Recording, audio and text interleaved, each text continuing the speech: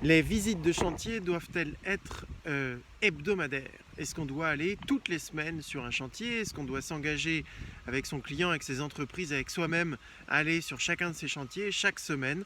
C'est ce que l'on va voir dans cette vidéo. Je m'appelle Adrien Sauvy, je suis le fondateur des solutions ATSO, outils de management de projets de travaux. Architecte et inscrit au tableau de l'ordre depuis 2008, je suis là pour t'accompagner à devenir un véritable maître d'œuvre. Je suis là pour que ton architecture s'exprime pleinement et que tu en tires toute la satisfaction que tu mérites. Alors avant d'aller plus loin, en dessous, vous pouvez télécharger notre académie, notre campus académie où vous retrouvez tous nos contenus, nos événements, nos outils, toutes nos vidéos, les playlists, vous avez tout ce qu'il faut. Alors, souvent, dans le sens commun, il est entendu que l'architecte ira sur place, sur le chantier, une fois par semaine. Et c'est d'ailleurs un argument de vente qui nous emprisonne et qui nous piège. Parce qu'on sait très bien, n'importe qui, le maître d'ouvrage, les entreprises, vous-même, les assurances, les juges, tout le monde sait excessivement bien que selon les étapes du chantier, il y a parfois des moments où il faut y aller 2 fois par semaine. Voilà. Donc à partir de là, comment on décide d'y aller 2 fois par semaine quand on a dit à tout le monde qu'on y allait 1 fois par semaine? Et puis il y a d'autres moments du chantier où on n'a pas besoin d'y aller. Parce qu'il n'y a pas eu de travaux, parce qu'il y a une chape qui sèche, parce que c'était une période de vacances, parce que voilà.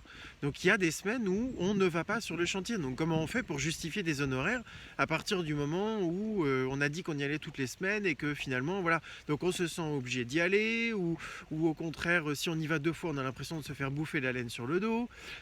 C'est difficile. Alors moi, ce dont je vais vous parler ici, c'est notre façon de voir le suivi d'un chantier. Et il y a 3 types de rendez-vous. Et à partir du moment où on a compris ces 3 types de rendez-vous, on se rend compte que on va pouvoir déléguer. Puis il y a des rendez-vous qui sont plus ou moins importants. Alors, les 3 types de rendez-vous, c'est les rendez-vous de pointage, les rendez-vous de maîtrise d'œuvre et les rendez-vous de maîtrise d'ouvrage. Donc les rendez-vous de pointage vont effectivement être quasiment hebdomadaires. Sauf que on n'y fait rien. Et on peut même envoyer son stagiaire ou quelqu'un de pas forcément chevronné, de pas architecte, de voilà, quelqu'un qui est dans l'agence et qui est disponible et on l'envoie faire un pointage. Un pointage, ça veut simplement dire ce que ça veut dire. Pointer. On ne commence pas à discuter avec les artisans, on ne commence pas à discuter avec les entreprises, le chef, le client s'il est là. Enfin voilà, on va voir aussi qu'il ne faut pas mélanger tout ça. Donc un rendez-vous de pointage, c'est je pointe. Qu'est-ce qui est avancé, qu'est-ce qui ne l'est pas? Dans le bordereau ATSO, vous avez plusieurs niveaux d'avancement que vous pouvez appliquer à chacune des interventions chantier. Ça c'est le rendez-vous de pointage. Après on fera un mix pour les gens qui sont indépendants. Et qui finalement font plusieurs rendez-vous en un seul, mais je vais vous expliquer comment faire à ce moment-là. Ensuite, on a le rendez-vous de maîtrise d'œuvre. Alors, le rendez-vous de maîtrise d'œuvre, sur un chantier, qu'il soit petit ou qu'il soit gros, il y en a une douzaine. Pourquoi ça ne dépend pas de la taille? Parce que ça dépend de la phase chantier. N'importe quel chantier passe par une phase de démolition, sauf les maisons neuves et voilà, passe par le cloisonnement, passe par les réseaux techniques et passe par toutes les étapes normales en fait, que ce soit petit, que ce soit gros. Ce qui peut éventuellement changer, c'est qu'on va avoir dans des gros chantiers, on va avoir un étage qui est en démolition, l'autre qui est déjà un peu plus avancé. Donc là, vous allez commencer à jouer avec ces différentes notions. Donc les rendez-vous de maîtrise d'œuvre, en fait, ils se font au moment clé du chantier et il y en a une dizaine. Donc on les explique dans notre méthodologie, dans notre process instanté. On explique bien à quel moment, et dans le manuel du maître d'ouvrage que vous pouvez télécharger aussi gratuitement là sur instanté.fr. Et puis ensuite, on a les rendez-vous de maîtrise d'ouvrage. Et là, effectivement, on va préparer les maîtres d'ouvrage et le chantier pour que le client vienne sur place. Alors parfois, le client il vous dit « Oui, mais moi, justement, je veux voir le chantier dans son état au moment où... voilà. » Oui, mais en fait, c'est pas ton rôle, ça. Voilà. Et si effectivement le maître d'ouvrage commence à se poser ces questions-là, c'est qu'il a peut-être déjà perdu confiance en vous ou qu'il ne l'a pas eu. Vous ne lui avez pas donné. Et puis c'est de l'immixtion. Voilà, c'est pas son rôle. Nous, ce qu'on lui demande, c'est de venir pour pointer les endroits où on va mettre les interrupteurs, les points lumineux, lui montrer ce que ça fait la chambre une fois que les cloisons sont faites, voilà, pour lui montrer comment son chantier avance. Mais surtout pas de faire un point d'avancement avec le client, hein.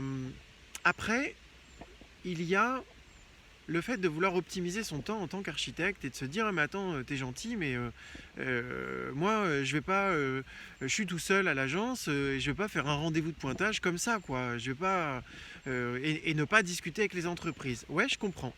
Alors moi, ce que je vous invite à faire, ce que je t'invite à faire, si t'es là devant moi à m'écouter, c'est de considérer tes rendez-vous avec une chronologie. Et la première étape de ton rendez-vous, qui sera peut-être la seule, c'est le pointage.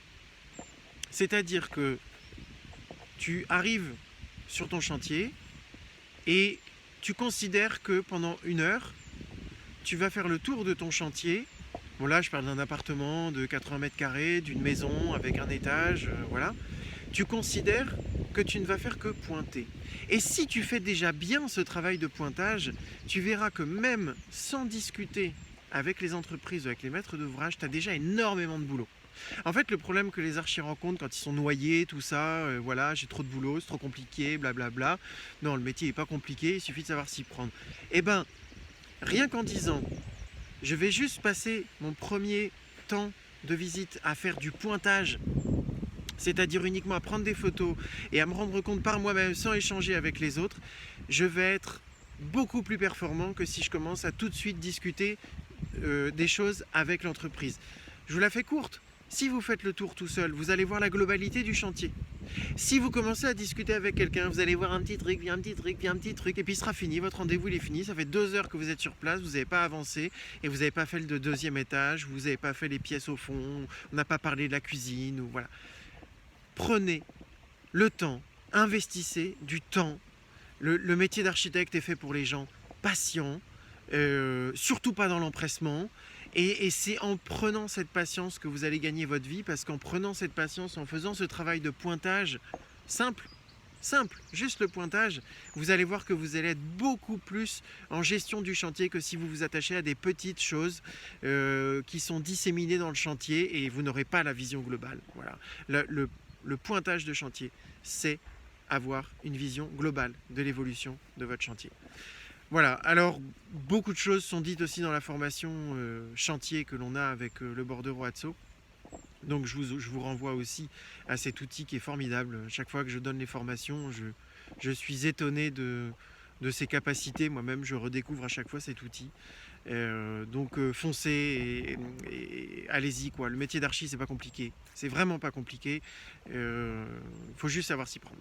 Voilà, on gagne sa vie, on a des vacances et puis on s'en sort pas trop mal, donc on est content. Allez, rejoignez-nous vite chez Instant T.